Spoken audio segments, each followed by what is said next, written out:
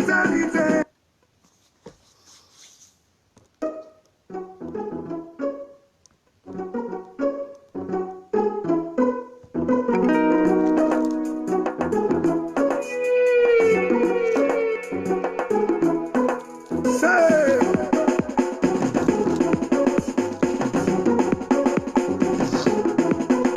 L'homme n'est rien, l'homme n'est rien sans Jésus. L'homme n'est rien, l'homme n'est rien sans Jésus. Tu vis la vie de Dieu sans penser au tout-puissant Dieu, l'auteur de la vie, propriétaire de la santé. Quand je te vois vivre, j'ai l'impression que la vie tu l'as achetée en pharmacie. L'homme n'est rien, l'homme n'est vraiment rien sans Jésus. L'homme n'est rien. L'homme n'est rien sans Jésus. On te parle de Dieu, tu dis on verra ça plus tard. Jésus revient bientôt, ça aussi tu dis c'est un slogan. Donc ta vie à Jésus, ma vie c'est ma vie. Je fais rien ce que je veux, arrêtez de m'embrouiller. On est une fois et on vit une fois. Laissez-moi bien profiter de ma vie. L'homme Maître de Jésus. Qui est Jésus là? Je me fous de Jésus. Maître de la Jésus. On va laisser la peuple pour aller sur Jésus. L'homme n'est rien. L'anophobie, l'homme n'est vraiment rien. Sans Jésus. Pour l'implanter de ce monde, tu as sacrifié des humains. Pour paraître, tu as vendu ton âme au diable. Dans les grands maquis, les petits dos à gogo. C'est ça là tu as fait la vie. C'est ça là tu as fait la vie. Ah oui, ressaisis-toi. Oh. L'homme n'est rien. L'homme n'est vraiment rien. Sans Jésus. Avant toi, les gens ont vécu. Après toi, la vie continuera. Ne te laisse pas séduire, ne te laisse pas distraire, non, non, ne te laisse pas emballer. Ce monde passera avec tous ses plaisirs. Ce que tu ne sais pas, nous sommes sur terre de recrutement. Pendant que Dieu recrute pour le ciel, Satan recrute pour l'enfer. À qui tu rends ton âme? Après ta mort, il y a deux destinations, le paradis et l'enfer. Quelle sera ta destination? Où passeras-tu l'éternité? Où passeras-tu l'éternité? Jésus t'aime malgré tout, il veut te sauver, alors oublie ton cœur. L'homme n'est rien. L'homme n'est rien, L'homme n'est rien sans Jésus. Jésus est le sacrifice parfait pour ton pardon et ton salut éternel.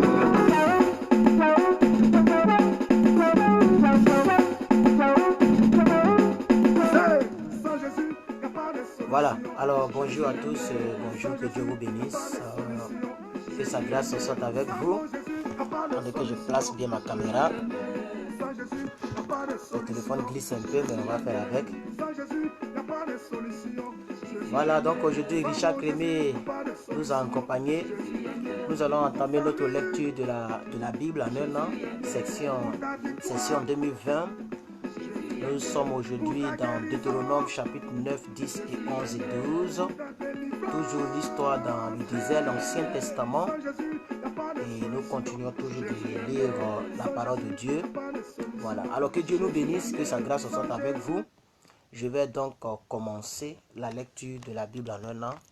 Voilà, on va donc commencer donc cette lecture aujourd'hui pour lire les chapitres 9, chapitre 10, chapitre 11 et le chapitre 12.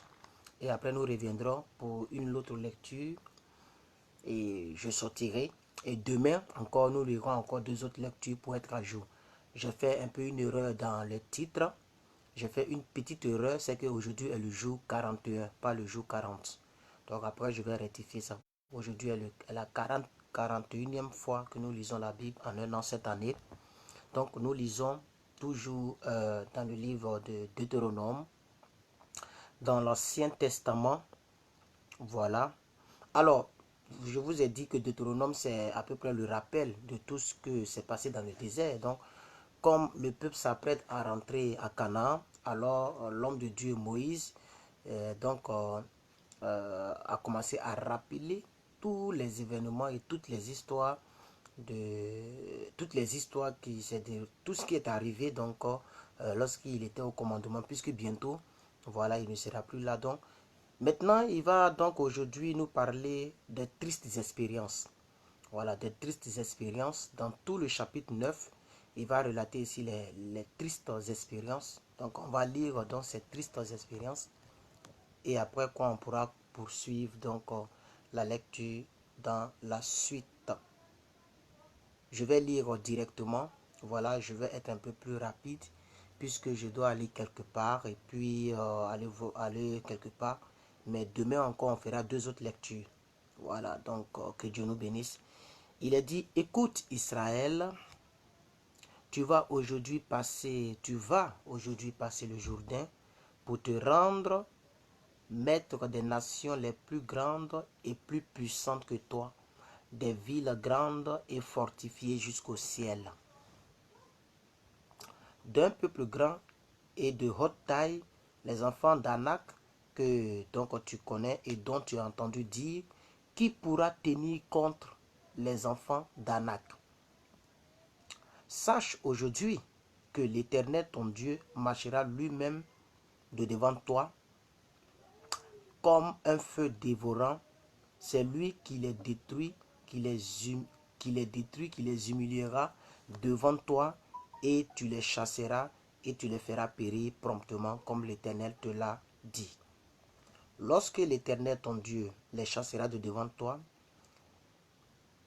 ne dis pas en ton cœur, c'est à cause de ma justice que l'Éternel me fait entrer en possession de ce pays, car c'est à cause de la méchanceté des nations que l'Éternel les chasse de devant toi. Non, ce n'est point à cause de ta justice et de la droiture de ton cœur que tu entres en possession de leur pays, mais c'est à cause de la méchanceté de ces nations que l'Éternel ton Dieu les chasse de devant toi, et c'est pour confirmer la parole que l'Éternel a juré à tes pères Abraham, Isaac et Jacob. Verset 6. Deutéronome 9, verset 6. Sache donc que ce n'est point à cause de ta justice que l'Éternel ton Dieu te donne ce bon pays, pour que tu le possèdes, car tu es un peuple au cou raide. Souviens-toi, n'oublie pas de quelle manière tu as excité. Attendez, je sais pas qui fait trop de bruit, c'est ici ou c'est... Non, ça doit être mon deuxième téléphone là-bas. Bon, c'est pas grave. Donc sache donc que ce n'est point à cause de ta justice que l'Éternel ton Dieu te donne ce bon pays pour que tu le possèdes, car tu es un peuple au cou raide. Souviens-toi, n'oublie pas de quelle manière tu as excité la colère de l'Éternel ton Dieu dans le désert, depuis le jour où tu es sorti du pays d'Égypte jusqu'à votre arrivée dans ce lieu. Vous avez été rebelles contre l'Éternel. À Horeb, vous excitâtes la colère de l'Éternel, et l'Éternel s'irrita contre vous et eut la pensée de vous détruire. Lorsque je fus monté sur la montagne pour prendre les tables de pierre, les tables de l'alliance de l'Éternel à traiter avec vous, je demeurai sur la montagne 40 jours et 40 nuits sans manger de pain et sans boire de l'eau. Et l'Éternel me donna les 2 tables de pierre écrites du doigt de Dieu et contenant toutes les paroles que l'Éternel vous avait dites sur la montagne du milieu du feu le jour de l'assemblée. Ce fut au bout de 40 jours et des 40 nuits que l'Éternel me donna les 2 tables de pierre, les tables de l'Alliance. Verset 12. L'Éternel me dit alors, lève-toi, descends en hâte d'ici, car ton peuple que tu as choisi, que tu as fait sortir d'Égypte, s'est encore corrompu. Ils se sont promptement écartés de la voie que je leur avais prescrite. Ils se sont fait une image de métal fondu. L'Éternel me dit, je vois que ce peuple est un peuple au cou raide. Laisse-moi les détruire et effacer leur nom de dessus des cieux, et je ferai de toi une nation plus puissante et plus nombreuse que ce peuple-là. Je retournai et je descendis de la montagne tout en feu, les 2 tables de l'Alliance dans mes 2 mains. Et je regardai et voici, vous aviez péché contre l'Éternel votre Dieu, vous vous étiez fait un veau de métal fondu, vous vous étiez promptement écarté de la voie que l'Éternel avait prescrite que vous avez prescrite l'Éternel. Voilà. Verset 17. Je saisis les 2 tables et je les jetai de mes mains et je les brisai sous vos yeux. Je me prosternai devant l'Éternel comme auparavant, 40 jours et 40 nuits, sans manger de pain et sans boire de l'eau, à cause de tous les péchés que vous aviez commis en faisant ce qui est mal aux yeux de l'Éternel pour l'irriter. Car j'étais effrayé à la vue de la colère et de la fureur dont l'Éternel était animé contre vous, jusqu'à vouloir vous détruire. Mais l'Éternel m'exauça encore 7 fois. Verset 20. L'Éternel était aussi très irrité contre Aaron. Donc ici, Moïse, nous sommes au verset 20, Moïse est en train de relater les tristes événements qui se sont déroulés lorsqu'il était au commandement du peuple d'Israël, puisque le peuple s'apprête à rentrer en Canaan. Donc il faut rappeler toutes ces choses-là que leur père, c'est pourquoi il a cité Jacob, Abraham et tout ça, Isaac, tout ça, voilà. Donc il rappelle. Et les choses dans le corps du Christ qui attristent et qui sont tristes, c'est lorsque nous désobéissons à Dieu. Le cœur de Dieu s'irrite. Et le Saint-Esprit, ça. C'est pourquoi dans le Nouveau Testament, vous allez voir, on va lire que n'attristez point le Saint-Esprit. Voilà, il devient triste parce que ce qu'il avait prévu pour nous, il se voit maintenant incapable de le réaliser à cause de nos péchés qui mettent une barrière. Et Ésaïe va nous rappeler cela plus loin. Ésaïe 59, il va nous dire cela, que la main de Dieu n'est pas trop courte, mais c'est nos péchés, nos crimes qui mettent une barrière entre lui et nous. Donc c'est ça la tristesse que Moïse est en train de relater ici. Je reprends le verset 20. L'Éternel était aussi très irrité contre Aaron, qu'il voulait faire périr, et pour qui j'ai intercédé encore dans ce temps-là. Je pris le veau que vous aviez fait, c'est-à-dire le veau de métal que vous aviez fait, ce produit de votre péché, je le brûlai au feu, je le broyai jusqu'à ce qu'il soit réduit en poudre, et jeté cette poudre dans le torrent qui descend de la montagne. À Tébéra et à Massa, à Kibors, à Tahava, vous excitâtes la colère de l'Éternel. Et lorsque l'Éternel vous envoya à Kades Barnéa en disant, montez et prenez possession du pays que je vous donne, vous fûtes rebelles à l'ordre de l'Éternel votre Dieu, vous n'eûtes point foi en lui et vous n'obéîtes point à sa voix. Vous avez été rebelles contre l'Éternel depuis que je vous connais. Je me prosternai devant l'Éternel, je me prosternai 40 jours et 40 nuits, parce que l'Éternel avait dit qu'il voulait vous détruire. Je priai l'Éternel et je dis, Seigneur éternel, ne détruis pas ton peuple, ton héritage, que tu as racheté dans ta grandeur, et que tu as fait sortir d'Égypte par ta main puissante. Souviens-toi de tes serviteurs Abraham, Isaac et Jacob.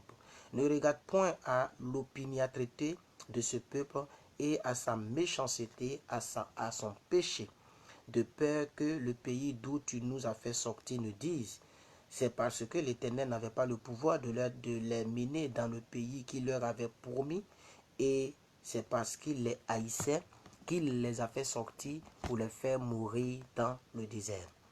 Ils sont beaucoup ton peuple, ton héritage, que tu as fait sortir d'Égypte par ta grande puissance et par ton bras étendu.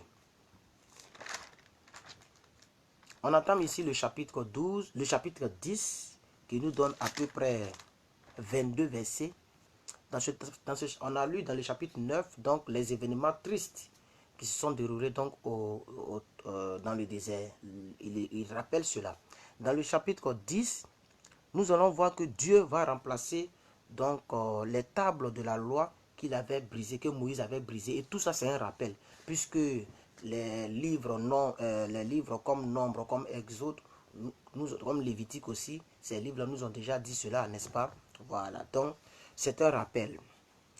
Moïse continue au chapitre 10. Il dit ceci. Voilà. Il dit, en ce temps-là, l'Éternel me dit, taille 2 pierres de pierre comme les premières et monte vers moi sur la montagne. Tu feras aussi une hache de bois. J'écrirai sur ces tables les paroles qui étaient sur les premières tables que tu as brisées et tu les mettras dans l'arche. Je fis une hache de bois d'acacia. Je taillai 2 tables de pierre comme les premières et je les montai sur les montagnes, les 2 tables de ma main. Non, et je montai sur la montagne les 2 tables dans ma main. L'Éternel écrivit sur les tables ce qui avait été écrit sur les premières, les 10 paroles, ou si vous voulez, les 10 commandements qu'il vous avait dit sur la montagne du milieu du feu le jour de l'assemblée, et l'Éternel me les donna. Je retournai et je descendis de la montagne, je mis les tables dans l'arche que j'avais faite, et elles restèrent là comme l'Éternel me l'avait ordonné. Les enfants d'Israël partirent de Béroth Béné Jacan pour Moséra. C'est là que mourut Aaron et qu'il fut enterré. Éléazar son fils lui succéda dans le sacerdoce. Il partit de là pour Gudgoda et de Gudgoda pour Jobata, pays où il y a des cours d'eau. En ce temps-là, l'Éternel sépara la tribu de Lévi et lui ordonna de porter l'arche de l'alliance de l'Éternel, de se tenir devant l'Éternel pour le servir et de bénir le peuple en son nom, ce qu'elle a fait jusqu'à ce jour.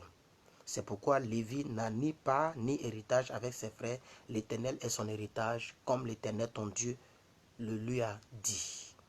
Je restai sur la montagne comme précédemment 40 jours et 40 nuits. L'Éternel m'exauçant encore 7 fois, l'Éternel ne voulut pas te détruire. L'Éternel me dit, lève-toi, va, marche à la tête du peuple. Quand la Bible dit l'Éternel ne voulait pas te détruire, on parle du peuple d'Israël. Verset 11. L'Éternel me dit, lève-toi, va, marche à la tête du peuple. Qu'ils aillent prendre possession du pays que j'ai juré à leur père de leur donner. Maintenant, Israël, que demande de toi l'Éternel ton Dieu, si ce n'est que tu craignes l'Éternel ton Dieu, afin de marcher dans toutes ses voies, de l'aimer et de servir l'Éternel ton Dieu de tout ton cœur, de toute ton âme, si ce n'est que tu observes les commandements de l'Éternel et ces lois que je te prescris aujourd'hui, afin que tu sois heureux. Donc, Moïse pose la question, qu'est-ce que l'Éternel te demande de plus, si ce n'est d'obéir, pour que tu sois heureux? Verset 14. Voici, à l'Éternel ton Dieu appartiennent les cieux et la terre. Les cieux et les cieux des cieux, la terre et tout ce qu'elle renferme. Et c'est à tes pères seulement que l'Éternel s'est attaché pour les aimer. Et après eux, c'est leur postérité, c'est vous qu'il a choisi d'entre tous les peuples, comme vous le voyez aujourd'hui. Vous circoncirez dans votre cœur et vous ne raidirez plus votre cou, car l'Éternel votre Dieu est le Dieu des dieux, le Seigneur des seigneurs, le Dieu grand, le Dieu fort, le Dieu terrible, qui ne fait point de favoritisme et qui ne reçoit point de présent, qui fait droit à l'orphelin et à la veuve, qui aime l'étranger et lui donne de la nourriture et des vêtements. Vous aimerez l'étranger, car vous avez été étranger dans le pays d'Égypte. Tu craindras l'Éternel ton Dieu, tu le serviras, tu t'attacheras à lui et tu jureras par son nom. J'espère que vous suivez un peu. Avant-dernier verset pour ce chapitre 10. Il est ta gloire, il est ton Dieu. C'est lui qui a fait au milieu de toi ces choses grandes et terribles que tes yeux ont vues. Tes pères descendirent en Égypte au nombre de 70 personnes. Et maintenant l'Éternel ton Dieu a fait de toi une multitude pareille aux étoiles des cieux. Nous allons continuer la lecture de la Bible dans le chapitre 11. Le chapitre 11 va nous parler donc de l'importance d'observer la parole de Dieu. L'importance de mettre la parole de Dieu en pratique. Moïse va nous rappeler cela encore une fois de plus. Chapitre 11, ça nous donne à peu près 32 versets. Tu aimeras l'Éternel ton Dieu et tu observeras toujours ses préceptes, ses lois, ses ordonnances et ses commandements. Reconnaissez aujourd'hui ce que n'ont pu reconnaître et voir vos enfants, les châtiments de l'Éternel votre Dieu, sa grandeur, sa main forte et son bras étendu. Ses signes et ses actes qu'il accomplit au milieu de l'Égypte contre Pharaon, roi d'Égypte, et contre tout son pays. Reconnaissez ce qu'il a fait à l'armée d'Égypte, à ses chevaux et à ses chars, comment il a fait couler sur eux les eaux de la mer Rouge lorsqu'il vous poursuivait, et il les a détruits pour toujours. Ce qu'il vous a fait dans le désert jusqu'à votre arrivée en ce lieu, ce qu'il a fait à Dathan, à Abiram, fils d'Eliab, fils de Ruben, comment la terre ouvrit sa bouche et les engloutit avec leurs maisons et toutes les biens et leurs tentes et tout ce qu'ils avaient à leur suite, ensuite tout Israël. Car vos yeux ont vu toutes les grandes choses que l'Éternel a faites. Ainsi, donc, vous observerez tous les commandements que je vous prescris aujourd'hui, afin que vous ayez la force de vous emparer du pays où vous allez passer pour prendre possession. Verset 9. Et afin que vous prolongiez vos jours dans le pays que l'Éternel a juré à vos pères de vous donner, à eux et à leur postérité, pays où coule le lait et le miel. Je suis au verset 10. Voilà, chapitre 11, verset 10. Car le pays dont tu vas entrer en possession n'est pas comme le pays d'Égypte d'où vous êtes sortis, où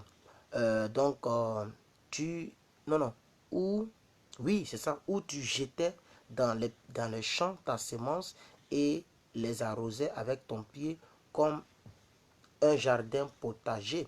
Le pays que vous allez posséder est un pays de montagnes et de vallées qui boit les eaux de la pluie du ciel. C'est un pays dont l'Éternel ton Dieu prend soin et sur laquelle l'Éternel ton Dieu a continuellement les yeux du commencement à la fin de l'année.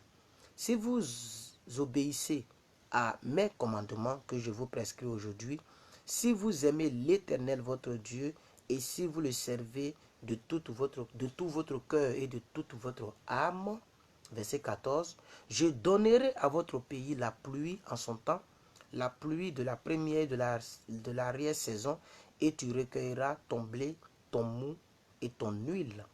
Je mettrai aussi dans tes champs de l'herbe pour ton bétail, et tu mangeras et tu seras rassasié.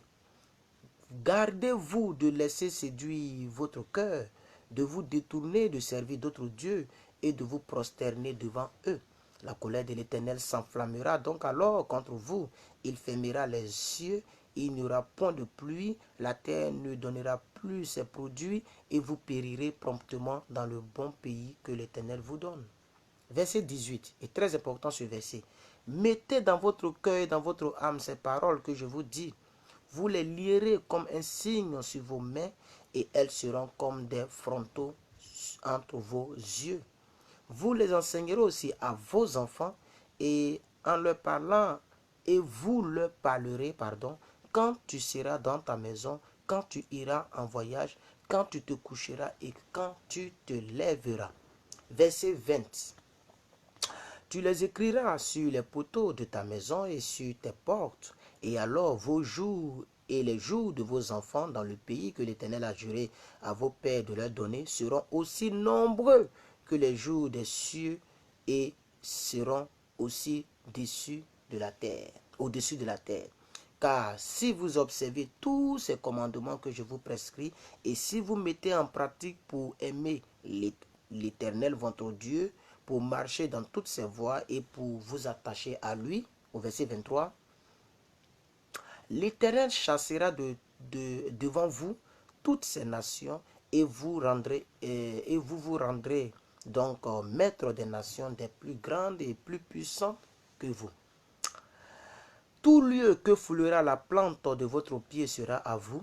Votre frontière s'étendra du frontière au Liban et du fleuve de l'Euphrasie jusqu'à la mer occidentale. Nul ne tiendra contre vous. L'Éternel, votre Dieu, répandra, comme il a dit, la frayeur et la crainte de toi sur tout le pays où vous marcherez. Vois, je mets aujourd'hui devant vous la malédiction et la bénédiction. La bénédiction, si vous obéissez au commandement de l'Éternel, votre Dieu, que je vous prescris en ce jour, et la malédiction, si vous n'obéissez pas au commandement de l'Éternel, votre Dieu, si vous vous détournez de la voie que je vous prescris en ce jour pour aller après d'autres dieux que vous ne connaissez point. Et lorsque l'Éternel, ton Dieu, t'aura fait entrer dans le pays dont tu vas prendre possession, tu prononceras la bénédiction sur la montagne de Garizim et la malédiction sur la montagne de Débal. Verset 30, nous finissons au verset 32 ce chapitre pour attaquer le dernier chapitre. Ces montagnes ne sont-elles pas de l'autre côté du Jourdain, derrière le chemin de l'Occident, au pays des Cananéens qui habitent dans la plaine vis-à-vis de Gilgal, près des chaînes de Morée? Car vous allez passer le Jourdain pour entrer en possession du pays que l'Éternel votre Dieu vous donne. Vous le posséderez et vous y habiterez. Vous observerez et vous mettrez en pratique toutes les lois et les ordonnances que je vous prescris aujourd'hui. Alors, Dieu peut permettre que tu sois dans un bon pays, que tu sois en tout cas dans une bonne posture, et tu peux réussir comme échouer. Ça dépendra donc de ce que tu fais de sa parole. C'est très très important. Dernier chapitre qui nous donne à peu près 32 versets aussi, comme le chapitre précédent, le chapitre 11. Dans le chapitre 12, va nous parler ici de la loi. Donc, désolé, on a été coupé. Donc, la loi qui donc va prescrire un sanctuaire unique. Voilà, donc on va encore continuer dans l'élan de la loi. Toujours au chapitre 12 maintenant que nous commençons. Voici les lois et les ordonnances que vous observerez et que vous mettrez en pratique. Aussi longtemps que vous y vivrez dans le pays dont l'Éternel, le Dieu de vos pères, vous donne possession, vous détruirez tous les lieux où les nations que vous allez chasser seront leurs... je reprends le verset 2. Vous détruirez tous les lieux où les nations, dans les lieux où les nations, le lieu où les nations que vous allez chasser servent leurs dieux sur les hautes montagnes, sur les collines et sous tout arbre vert. Vous renverserez leurs autels, vous briserez leurs statues, vous brûlerez au feu leurs idoles et vous abattrez les images taillées de leurs dieux et vous ferez disparaître leur nom de ces lieux-là. Verset 4. Vous n'agirez pas ainsi à l'égard de l'Éternel votre Dieu, mais vous le chercherez à sa demeure. Et vous irez au lieu que l'Éternel votre Dieu choisira parmi toutes vos tribus pour y placer son nom. c'est là que vous présenterez vos holocaustes, vos sacrifices, vos dîmes, vos prémices, vos offrandes en accomplissement d'un vœu, vos offrandes volontaires et les premiers-nés de vos gros et de vos menus bétail. Verset 7.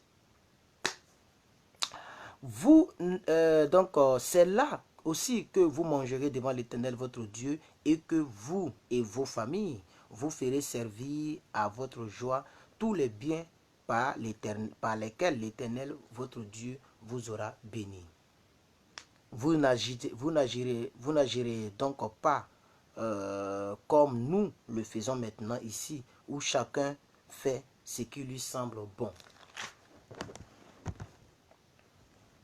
Verset 9, dernier verset de cette lecture, dernier chapitre de cette lecture, chapitre 12, verset 9. Parce que vous n'êtes point encore arrivés dans le lieu de repos et dans l'héritage que l'Éternel votre Dieu vous donne. Mais vous passerez le Jourdain et vous habiterez dans le pays dont l'Éternel votre Dieu vous accorde la possession et il vous donnera du repos après vous avoir délivré de tous vos ennemis qui vous entourent et vous vous établirez en sécurité. Alors il y aura un lieu que l'Éternel votre Dieu choisira pour y faire résider son nom. C'est là que vous présenterez tout ce que je vous ordonne, vos holocaustes, vos sacrifices, vos dîmes, vos prémices et les offrandes choisies que vous ferez à l'Éternel pour l'accomplissement d'un vœu. C'est là que vous vous réjouirez devant l'Éternel votre Dieu, vous et vos fils et vos filles, vos serviteurs et vos servantes, et le Lévite qui sera dans vos portes, car il n'a ni part ni héritage avec vous.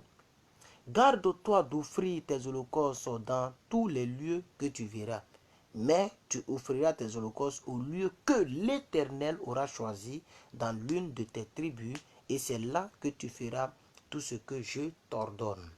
Néanmoins, au verset 15, quand tu en auras le désir, tu pourras tuer du bétail et manger de la viande dans toutes les portes, selon les bénédictions que t'accordera l'Éternel ton Dieu. Celui qui sera impur et celui qui sera pur pourront en manger comme on mange de la gazelle et du cerf.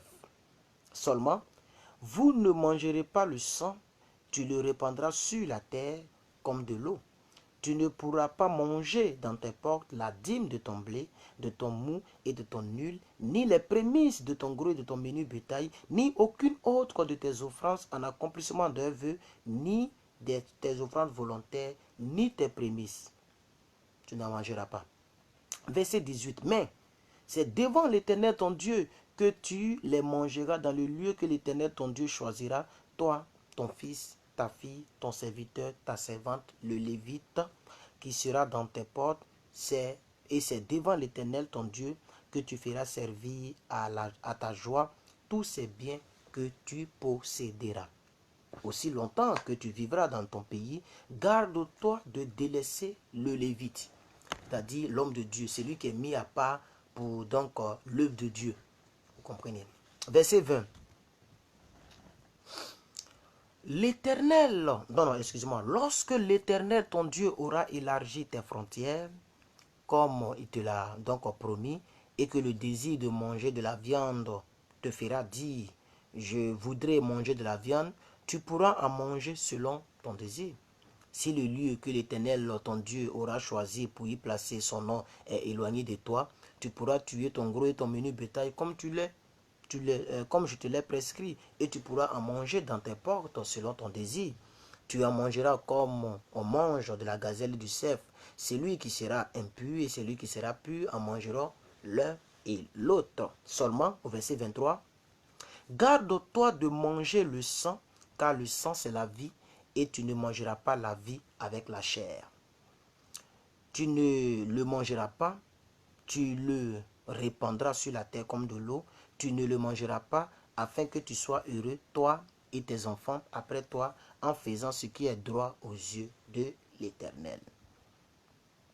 Mais, verset 26, les choses que tu voudras consacrer et les offrandes que tu feras en accomplissement d'un vœu, tu iras présenter au lieu qu'aura choisi l'Éternel. Tu offriras tes holocaustes la chair et le sang sur l'autel de l'offrande, ton Dieu, dans tes autres sacrifices, le sang sera répandu sur l'autel de l'Éternel, ton Dieu, et tu mangeras seulement que la chair. Garde et écoute toutes ces choses que je t'ordonne, afin que tu sois heureux, toi et tes enfants. Et c'est très important, il insiste là-dessus, afin que tu sois heureux, toi et tes enfants, afin que tu sois heureux, toi et tes enfants après toi, afin que tu sois heureux, afin que tu sois heureux. Très important. Ça veut dire que tu peux avoir les biens et être malheureux, être malheureuse. Très important, c'est ça nous on appelle la paix du cœur, n'est-ce pas?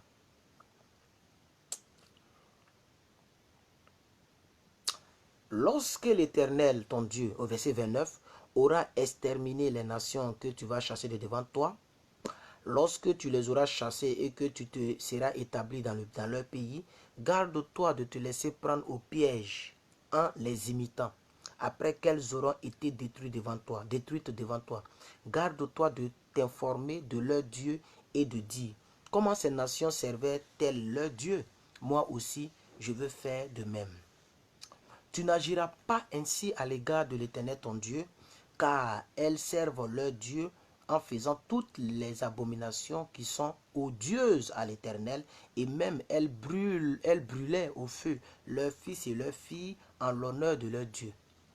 C'est ce que nous voyons aujourd'hui dans le maraboutage, où tu dois sacrifier quelqu'un, dans la sorcellerie. Voilà, tu peux tuer quelqu'un de ta famille juste pour plaire à ton Dieu, pour faire plaisir à tes dieux. Dernier verset d'aujourd'hui. Non, de cette lecture, vous observerez et vous mettrez en pratique toutes les choses que je vous ordonne, vous n'y ajouterez rien et vous n'y retrancherez rien. Parole du Seigneur.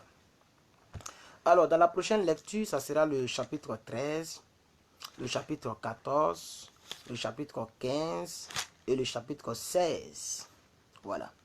Donc, non, c'est ça, non? Oui, et le chapitre, non, le chapitre 13, 14, 15, 16. Oui, ça sera ça.